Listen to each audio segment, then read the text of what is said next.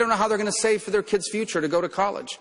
And so, yes, I have a child tax credit increase, and I'm proud of it. I am proud that I have a pro-family tax code, because the pro-family tax plan I have will strengthen the most important institution in the country, the family.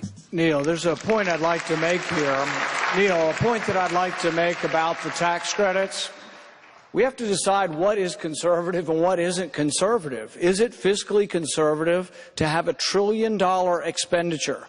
We're not talking about giving people back their tax money. He's talking about giving people money they didn't pay. It's a welfare transfer payment. So here's what we have. Is it conservative to have $1 trillion in transfer payments, a new welfare program that's a refundable tax credit?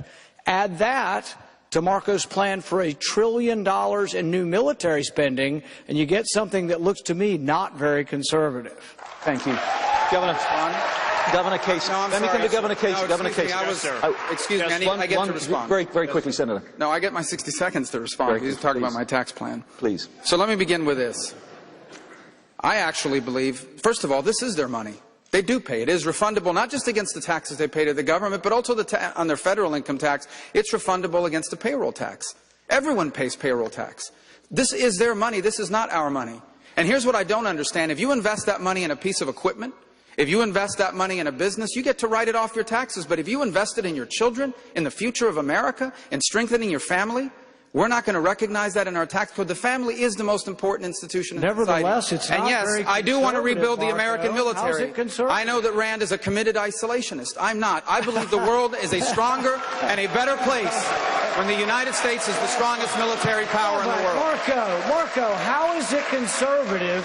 How is it conservative to add $1 trillion expenditure for the federal government that you're not paying for? How is it conservative? How is it conservative to add $1 trillion in military expenditures? You cannot be a conservative if you're going to keep promoting new programs that you're not going to pay for. I may respond more quickly. Very quickly, Senator.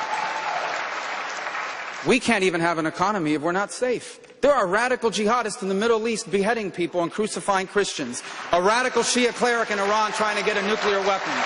The Chinese taking over the South China Sea. Yes, I believe the world is a safer... No, I don't believe. I know that the world is a safer and better place when America is the strongest military power in the world.